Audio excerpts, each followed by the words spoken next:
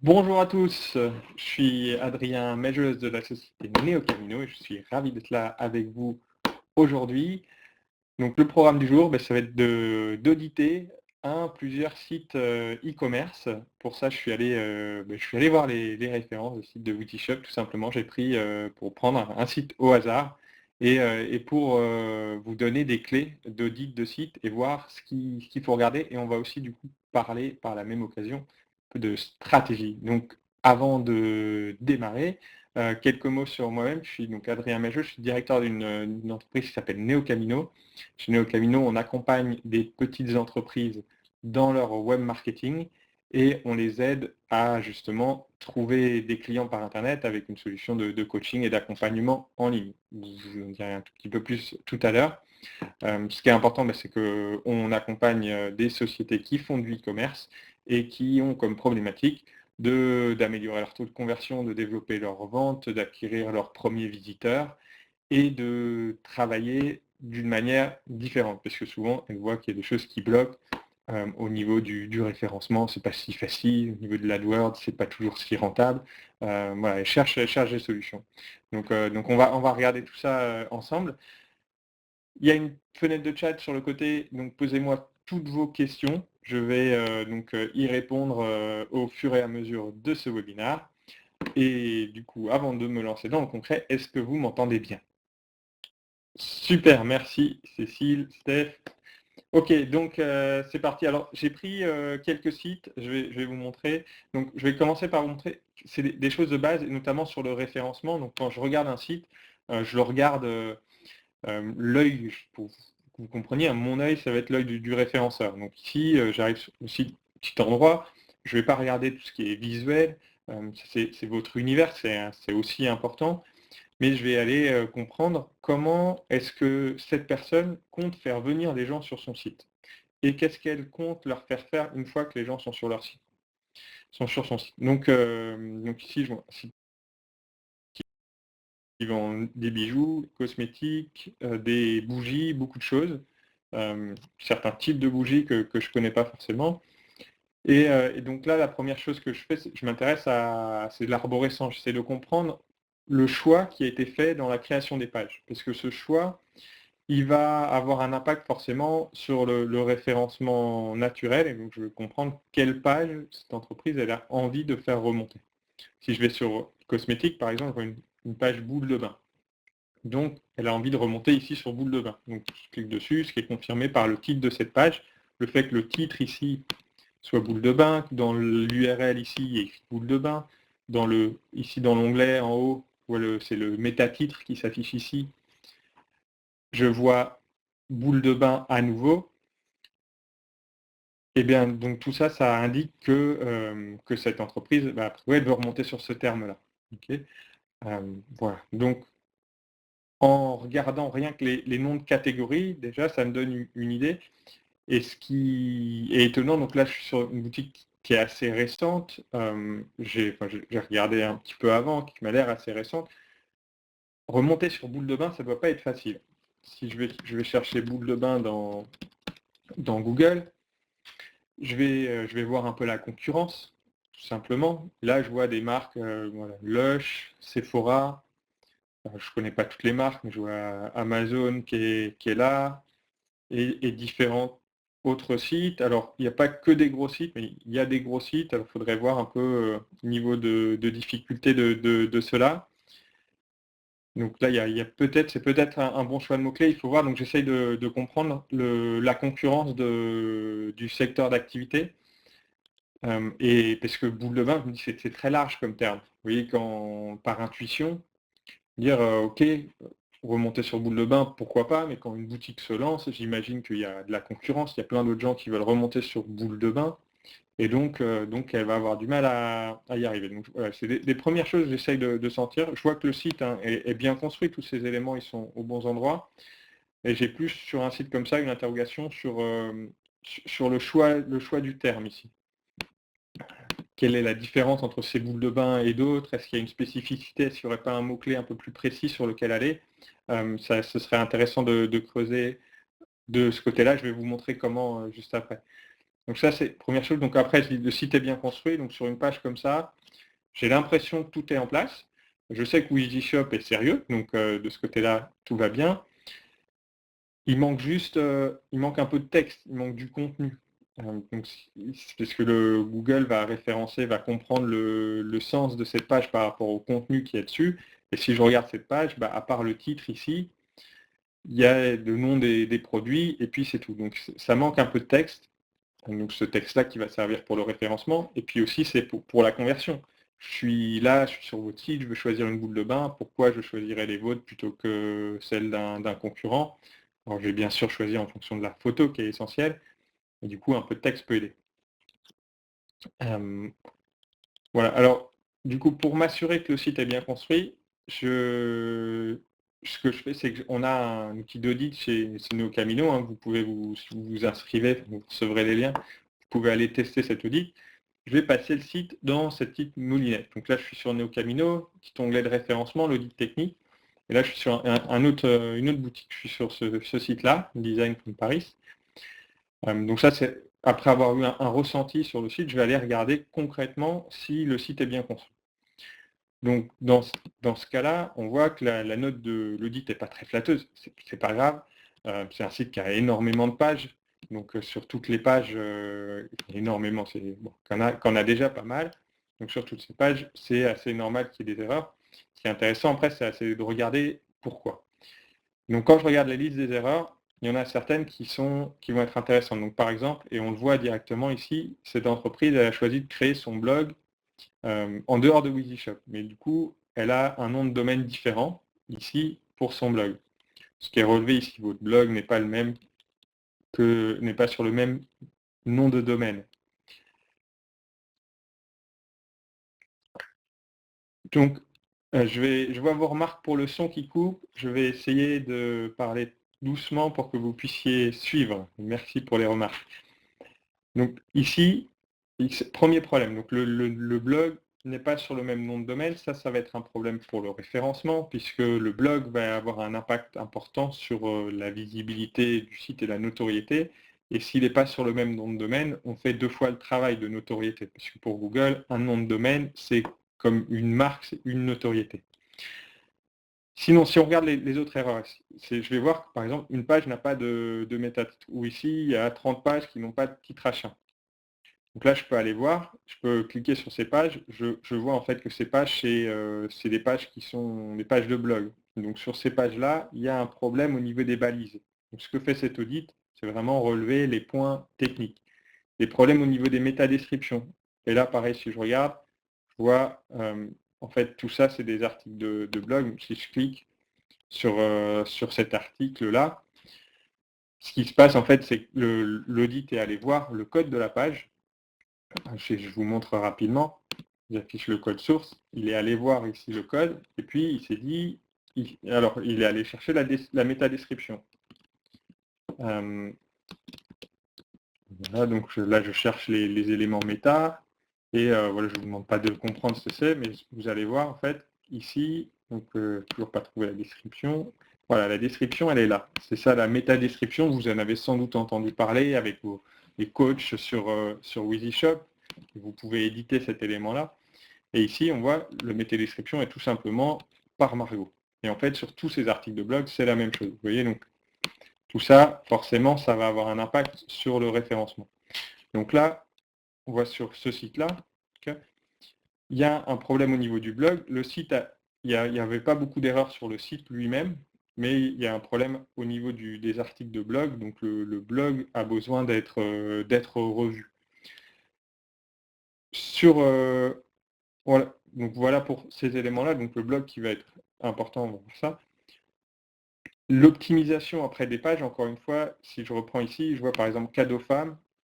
Ces pages-là, il faut être très clair, là, jamais le site ne remontera sur ce terme-là. Alors jamais. Je l'espère un jour, mais aujourd'hui, un terme comme cadeau femme est très concurrentiel.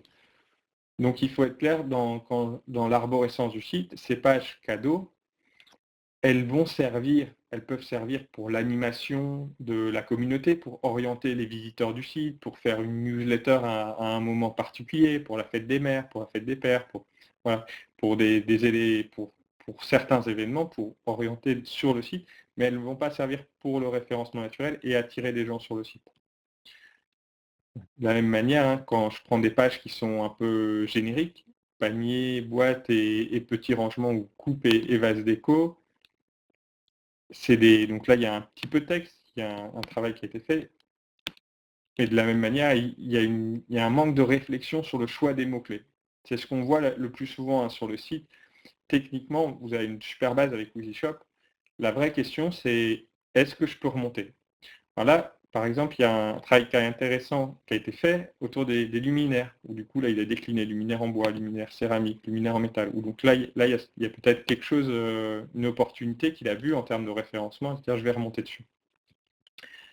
Et du coup, comment est-ce qu'on fait pour vraiment être sûr qu'il faut remonter sur tous ces termes-là?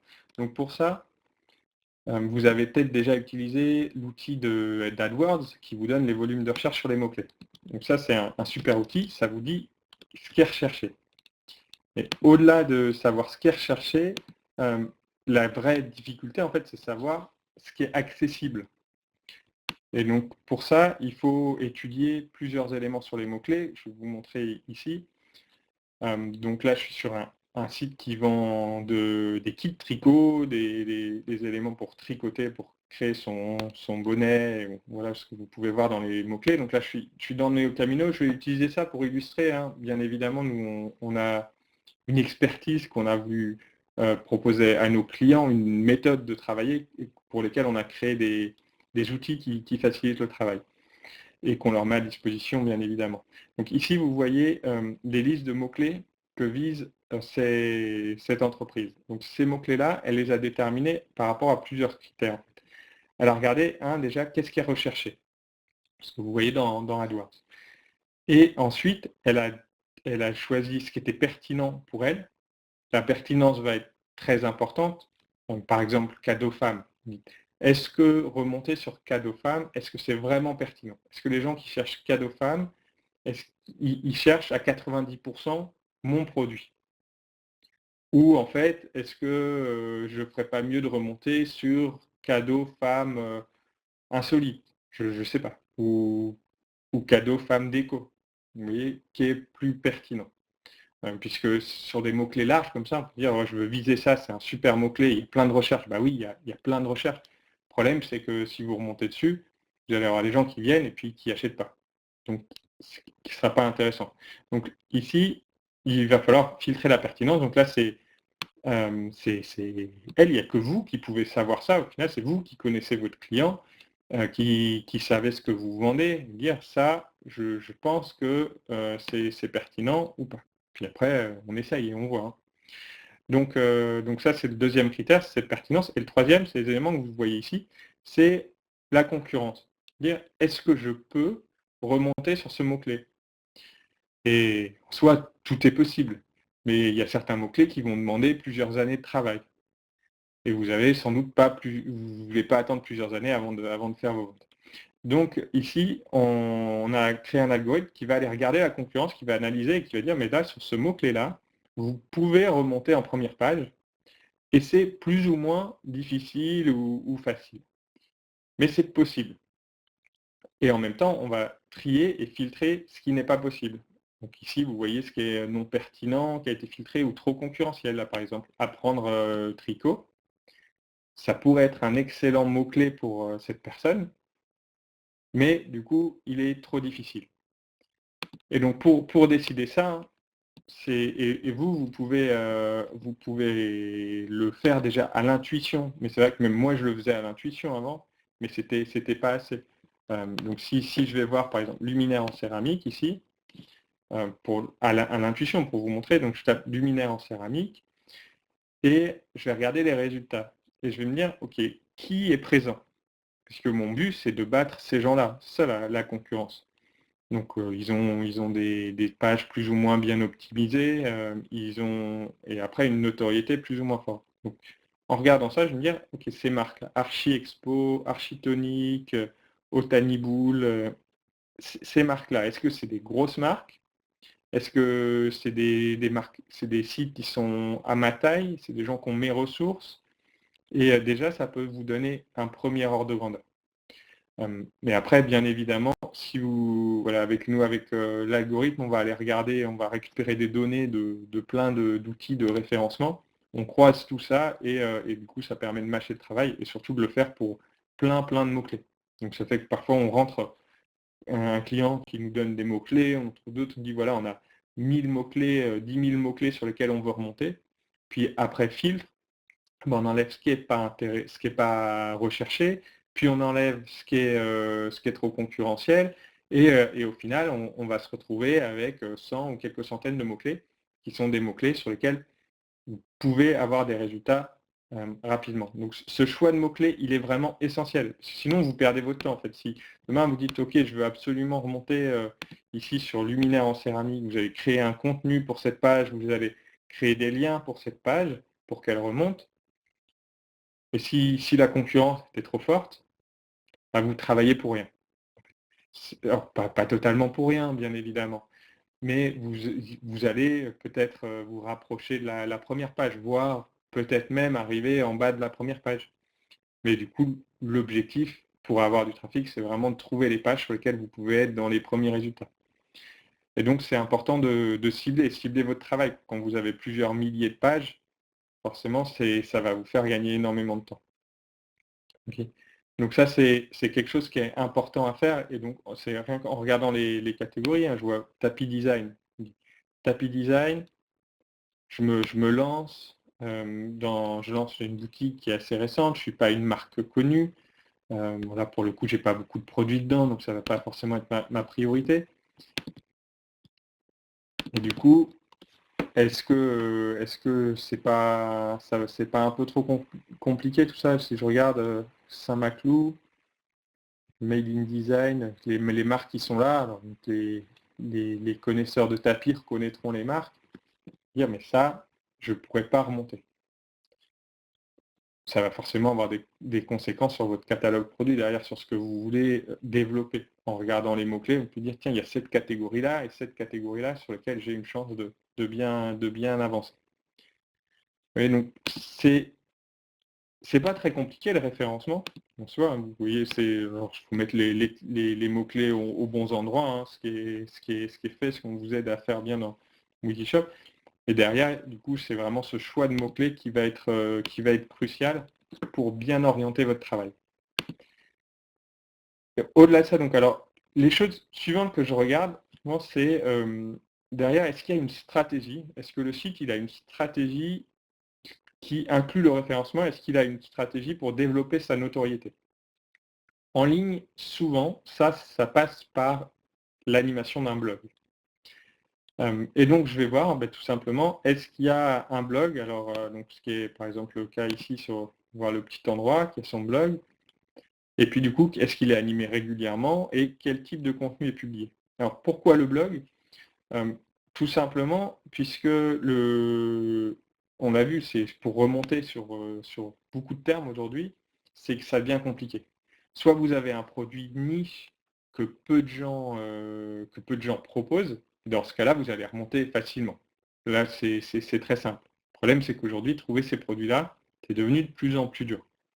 Donc, on se retrouve à aller essayer de remonter sur des termes où il y a déjà de la concurrence, où c'est déjà difficile, où les places sont déjà prises, et avant de prétendre à une place sur ces pages-là, il faut développer sa notoriété. Et donc, pour développer sa notoriété, donc pour Google, ça veut dire obtenir des liens, et des liens de qualité, donc avoir des gens qui pointent vers chez vous. Aujourd'hui, la technique la plus efficace pour faire ça, c'est d'animer un blog. Alors ça paraît un peu pas forcément intuitif, mais en animant un blog, vous allez faire plusieurs choses en fait. La première, c'est créer du nouveau contenu qui sera référencé. La deuxième, et ce qui est efficace pour le lien, c'est que vous créez un contenu que les gens vont avoir envie de partager. Le fond, c'est ça en fait. Donc c'est le blog, vous pouvez mettre ce que vous voulez dessus. En fait, ce qu'il faut, c'est créer quelque chose que les gens ont envie de partager, de relayer, et ils ont envie de mettre des liens vers chez vous. Aller créer les liens à la main, un par un, ça prend beaucoup trop de temps. Si vous voulez remonter et être compétitif, il faut passer par des solutions où les liens vont venir à vous. Et donc, c'est l'objectif du blog. Si je prends un autre site ici, qui a mis son blog bien en avant, donc un magasin, un bike store à Lyon. Ici, par exemple, ils vont partager des vidéos. Donc ils peuvent, alors là, c'est quelqu'un qui leur a fait une pub, c'est plutôt centré. Mais par exemple, ici, ils vont pouvoir créer cette vidéo, la mettre dans un article, la partager.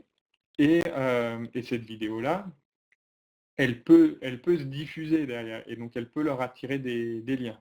Là, malheureusement, on voit qu'il n'y a pas eu beaucoup de partage sur les réseaux sociaux. Ça, c'est dommage. Et donc, c'est ça qu'il faut réfléchir à ça. Donc, qu'est-ce qui est intéressant pour votre cible? Donc, pour faire ça, si je remonte un petit peu, il faut réfléchir bien à qui est votre cible. Et qu'est-ce qui est vraiment intéressant pour eux? Qu'est-ce que vous pouvez envoyer à votre cible? Si vous vouliez lui envoyer une newsletter avec des choses intéressantes toutes les semaines, je ne dis pas qu'il faut le faire, je ne dis pas que vous voulez le faire, je dis que c'est probablement une bonne chose si vous y arrivez, mais et si vous deviez le faire, qu'est-ce que vous écririez dans cette newsletter pour que la personne ait envie de l'ouvrir, qu'elle trouve ça intéressant? Et tout ça, ça va être important pour votre référencement au final. Parce que vous allez avoir une stratégie donc, où vous allez déterminer bien qui est votre cible, vous allez créer du contenu pour cette cible, ce contenu, elle va le partager, ça va vous créer des liens, et vous allez développer votre notoriété et votre référencement. Et en plus, vous allez faire un autre truc qui est essentiel aujourd'hui, c'est que vous allez développer votre communauté et vous allez créer du contenu intéressant pour cette communauté. Alors, je mélange beaucoup de choses ici. Si vous avez des questions sur tout ça, allez-y. Là, je vous parle, c'est d'une nouvelle manière de se faire connaître et qui tourne autour du marketing de contenu. C'est qu'aujourd'hui, beaucoup de boutiques disent, mais il faut plus de visiteurs et la personne vient sur mon site, puis elle achète. Dit oui, mais aujourd'hui, acquérir des visiteurs, ça coûte très cher et ça prend beaucoup plus de temps qu'auparavant. Et donc, en réalité, on commence à voir des boutiques, et parmi nos clients, on les incite à aller vers ça, qui ne prédisent plus leur revenus par leur nombre de visiteurs, ou pas seulement par leur nombre de visiteurs et un taux de conversion, mais par leur base mail. Voilà. Et donc, ici, donc il y en a un peu ce chemin du visiteur, le visiteur il arrive et puis il vous paye et puis vous avez gagné. C'est super. Mais en réalité, et ça a toujours été comme ça dans le marketing, ce qui est important, c'est aussi de pouvoir fidéliser cette personne. Quand vous le pouvez, et ça ne marche pas à tous les coups et pour tous les business, mais souvent c'est le cas. Par exemple, moi j'ai vu le site qui avait le meilleur taux de conversion que j'ai pu voir, c'est un site qui vendait des recharges SFR. Et avec la recharge SFR, c'est qu'il n'y en a pas 36 000 des différentes, et quand je veux une recharge SFR, je viens, je l'achète, le prix est le même partout, pas à me poser de questions, il suffit que je trouve un site qui les vende. Donc l'objectif de ce site-là, clairement, c'était juste de faire du transactionnel. C'est juste le premier chemin. Le problème, c'est qu'un jour, tout ce qu'ils faisaient en référencement, bah, ils ont été bloqués ou ça a été beaucoup moins efficace. Ils avaient beaucoup de pages qui se retrouvaient sur la première page de Google et puis tout d'un coup, ils n'en avaient plus qu'une. Et donc bah, ils se retrouvaient avec beaucoup moins de revenus. Ce qui arrive à une entreprise qui dépend trop de l'AdWords. Un jour, les clics sont trop chers et ça coupe. Si en chemin, l'entreprise elle a construit une base mail, une communauté qui est importante et elle a su l'engager, dans ce cas-là, c'est pas très grave en fait, parce qu'elle est capable de vivre, elle a ce canal-là qu'elle a créé en chemin et tout ce qu'elle a fait pour attirer des clients est beaucoup plus rentable. Et donc il faut en fait réfléchir pour récupérer ces mails, parce que si on se dit on peut récupérer à l'achat, mais en fait on peut le récupérer avant le mail. Si votre client il vient sur votre site, il veut acheter une recharge SFR, il va probablement l'acheter tout de suite. Mais si est sur plein d'autres produits, il va regarder, il va comparer, il va s'informer. Et il ne va pas forcément vouloir juste acheter. Donc vous pouvez réfléchir aux étapes par lesquelles passent vos clients avant. Dire je vais capter un maximum de mails pour augmenter la taille de ma base. Plus j'aurai de mails dans ma base, plus je vais faire de ventes, si c'est des mails qualifiés.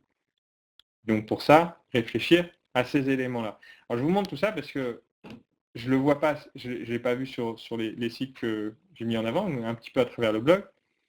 Et avec le blog, par exemple, le site de Bike Shop, il utilise les vidéos pour inspirer. Il va inspirer dans ses vidéos, il peut même placer des produits, pourquoi pas, ou utiliser des vidéos, les gens utilisent des produits qu'il vend.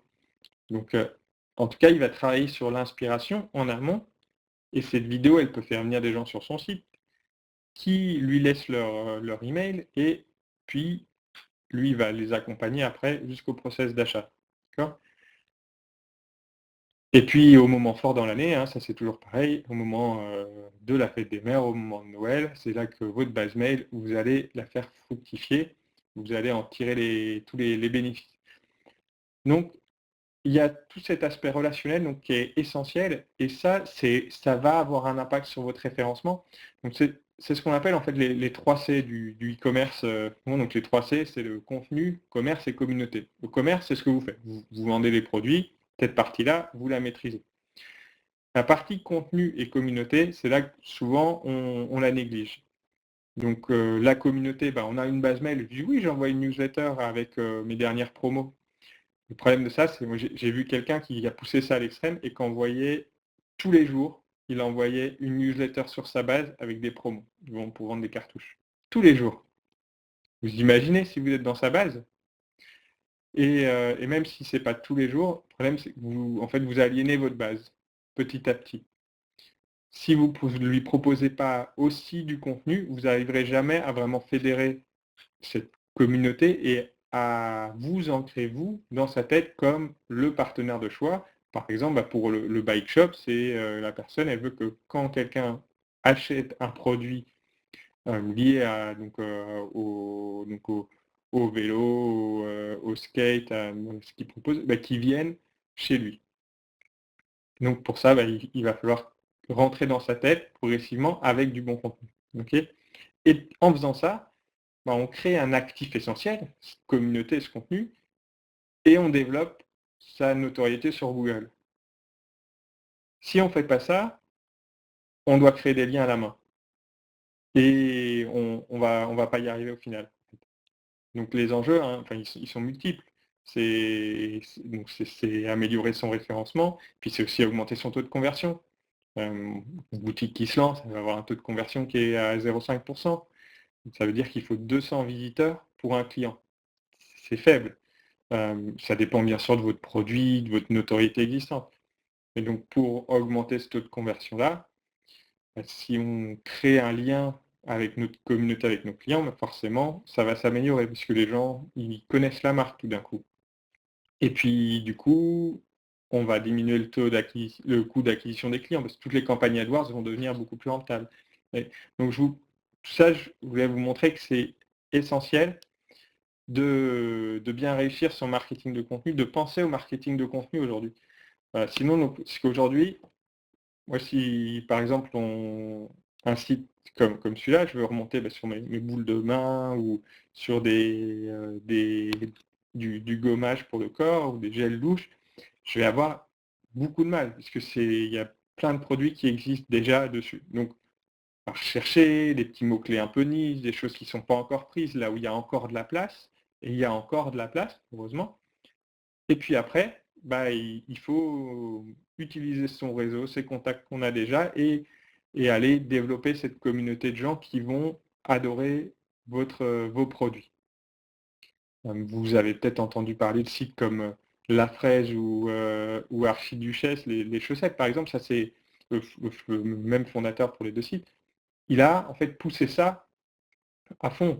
Sur La Fraise, il racontait sa vie. Son blog, c'était ça, il racontait sa vie d'entrepreneur. Sur l'Archiduchesse, c'était différent, mais il parlait beaucoup du process de fabrication, du Made in France, de plein de thématiques.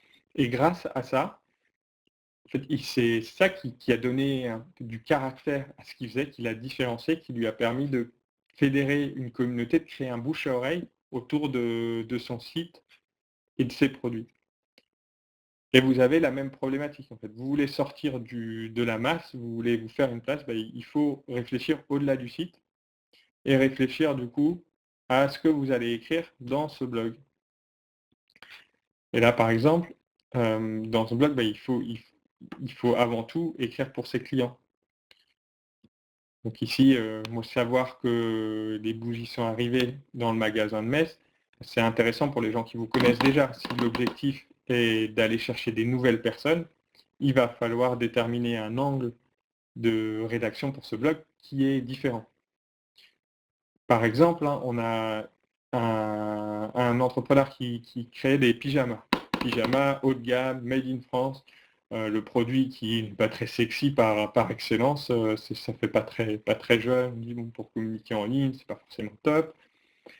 Eh bien, cette personne-là, en échangeant, on s'est rendu compte que ce qui la motivait vraiment, c'était le bien-être chez soi. Et donc voilà l'angle l'angle d'attaque pour sa communication, le bien-être chez soi. Et tout d'un coup, ça ouvre plein de portes d'avoir cette réflexion-là. Et donc, il faut le trouver là. Ici, c'est pour le design from Paris, il y a un caractère là. C'est vous lancez votre site, vous avez eu envie de lancer sur ce secteur-là plutôt qu'un autre, c'est que il y a quelque chose derrière, donc il faut creuser. Donc là, en écrivant sur le bien-être chez soi, tout d'un coup, ça ouvre de nouvelles portes. Parce qu'elle n'est plus à aller créer des petits liens à droite à gauche sur le bas de site qui parle de pyjama. Elle va ouvrir son champ à toutes les autres personnes qui s'intéressent au bien-être chez soi. Et donc de manière large, il y a une boîte qui fait de la décoration d'intérieur, du feng shui, plein de choses. Et ces gens-là, ils pourraient parler de ses pyjamas. Ils pourraient écrire sur son pyjama, ou elle pourrait proposer d'aller écrire sur des blogs qui parlent de bien-être chez soi. Et ça va lui permettre d'acquérir des liens qui sont intéressants pour développer la visibilité de ce site, et en plus de ça, de toucher sa clientèle, qui est probablement aussi lectrice de ces blogs-là. Vous voyez la réflexion, donc c'est ça qui va permettre de vraiment passer un cap et de faciliter le travail de référencement. Un autre exemple, on a un site de vente de bijoux. Les bijoux, c'est extrêmement difficile. Quand je cherche bijoux créatifs, bijoux créateurs, bijoux fantaisie, il n'y a pas beaucoup de termes différents. Et donc, ils sont pris. Donc, c'est très dur de remonter sur du référencement naturel et ça coûte cher sur du payant quand on a un taux de conversion qui est pas élevé. Donc, c'est dur, c'est bloqué. Par contre, donc là, la créatrice, elle s'est rendue compte de ça. Et en échangeant, de la même manière, elle avait des bijoux dans lesquels elle utilisait des pierres qui avaient certaines vertus spirituelles. Et du coup, elle travaillait autour de la spiritualité de ces bijoux. Et ça, elle l'exprimait pas, en fait. Et donc, je suis sûr que dans toutes vos boutiques, vous avez des choses passionnantes à dire. Et il faut les dire, il faut les exprimer. Donc, comme tout d'un coup, si je commence à parler de spiritualité, pareil, ça m'ouvre un nouveau champ. Et je vais aller parler à des gens, à des sites qui ne sont pas dans mon secteur d'activité propre, qui du coup, j'ouvre un champ des possibles en termes de communication, en termes d'endroits où aller chercher des liens. Okay. Donc ça, voilà, c'est important, c'est des grandes étapes. C'est déjà d'animer votre base de contact, donc j'espère que vous le faites déjà, l'animer avec du contenu intéressant, de garder le lien. Et donc là, c'est ce travail de création de contenu qui est essentiel. Un contenu, ça peut être un événement, ça peut être plein de choses. Et du coup, à partir du moment où vous faites ça, régulièrement, vous animez vos réseaux sociaux, vous allez augmenter votre visibilité, vous allez augmenter votre notoriété. Et du coup, après, la dernière brique, ça va être de capturer les contacts. Alors, c'est des choses que je ne vois pas, par exemple, sur ces sites-là. Mis à part acheter le produit, je n'ai aucun moyen de laisser mes contacts. Pour vous dire un peu des choses qui marchent très bien sur certains de nos clients, donc je vais vous montrer le site de Laine, par exemple. Alors, elle propose tout simplement, donc sur son site, voilà, site e-commerce, elle va proposer ici, par une barre, donc ça c'est des choses qu'elle a créées avec NeoCamino, pour vous montrer un peu aussi qu'on aide là-dessus. Une petite barre et je peux m'abonner à sa newsletter. Alors là c'est tout simple, c'est pour recevoir sa newsletter et je m'inscris. Et je laisse mes coordonnées. Donc la personne qui s'inscrit, elle ne va pas forcément acheter un produit. Mais peut-être que dans 2 semaines, peut-être que dans un mois, un an, elle achètera un produit. Voilà, donc ça c'est un exemple et ce qui marche le mieux, c'est la promotion forcément, ça vous savez déjà, mais du coup on a les sites internet qui mettent en avant, donc par exemple on a une librairie, voilà une petite pop-up aussi qui peut venir, qui met en avant une promotion en disant: «Bah, achetez votre premier achat chez nous, et vous avez 5 de réduction», qui est le maximum qu'ils peuvent faire dans le livre. Et c'est extrêmement efficace. Alors, sur la promo, on collecte un certain type de mail, hein, donc c'est pas toujours souhaitable, mais c'est la promo ou c'est le téléchargement de contenu. Vous voulez elle a un guide de tricot, là, par exemple. Donc vous mettez en avant un contenu qui est intéressant pour votre cible. Ça vous permet de les capter. Donc, par exemple, la marque de pyjama va avoir son petit guide sur le bien-être chez soi. Ça permet d'avoir d'influencer, prendre le contact et puis derrière de suivre sur le client, de créer un lien. Voilà, et là on fait vraiment du marketing. On pense à ses clients, on travaille avec l'emailing, avec des contenus intéressants pour les fidéliser, les engager autour de la marque pour que quand ils disent j'ai envie de tricoter, mon premier réflexe, je vais sur Woolkiss. J'ai envie d'acheter un pyjama, voilà, je sais où aller. Si quelqu'un me parle de tricotage, je lui dis tiens, je connais un super site, ça s'appelle Woolkiss, tu devrais aller voir. Au final, vous avez envie que les gens disent ça, d'avoir ce bouche à oreille là. Et donc, pour ça, travailler sur le contenu, travailler sur tous ces éléments, capturer les contacts, et puis envoyer les mails au bon moment. Voilà, donc c'est ce qui manque la plupart du temps c'est sur vos sites. Alors je dis, est-ce que tout le monde doit faire ça? C'est souvent la question qu'on me pose. Non, oui et non.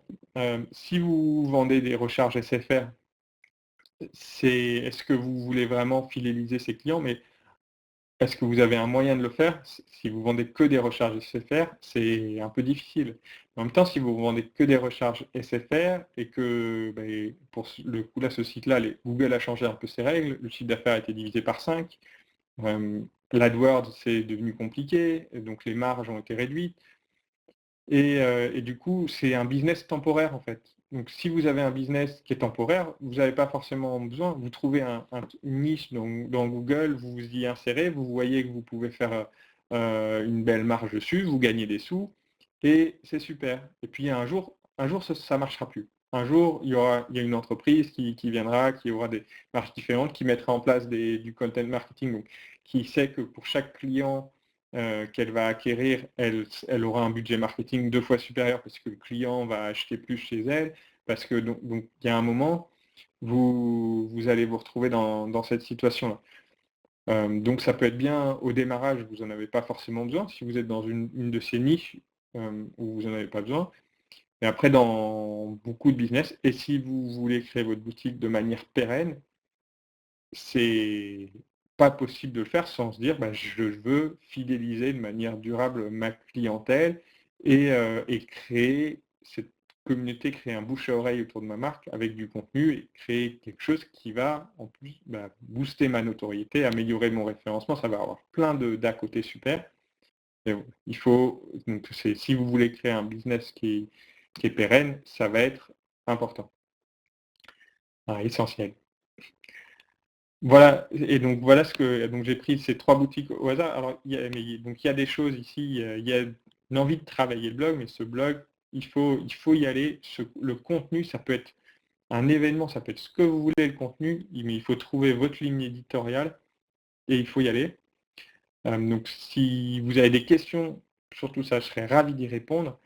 Si vous voulez mettre en place ces choses-là, on peut vous accompagner chez NeoCamino, on peut vous accompagner sur ces grandes étapes, donc avec l'outil qui va vous aider à savoir quels mots-clés viser en priorité, savoir ce qu'il faut faire sur votre site pour viser ce mot-clé-là, savoir ce qu'il faut faire, que vous pouvez écrire sur votre blog. Donc vous avez en fait un logiciel en ligne qui vous accompagne à vous poser les bonnes questions et y répondre avec un conseiller qui va vous dire ce qu'il faut faire et il va vous répondre à vos questions. Si vous êtes bloqué, il va vous guider sur le choix que vous faites en termes de ligne éditoriale par exemple.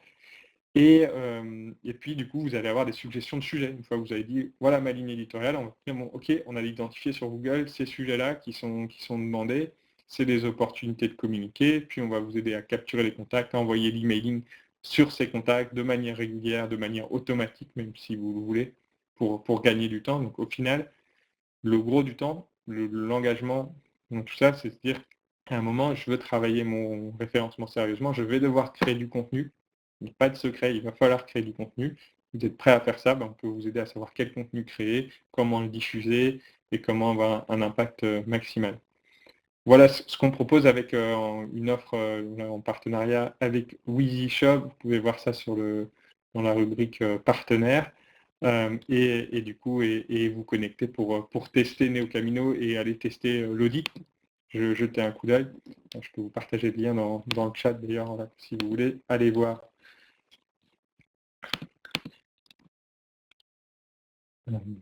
Voilà.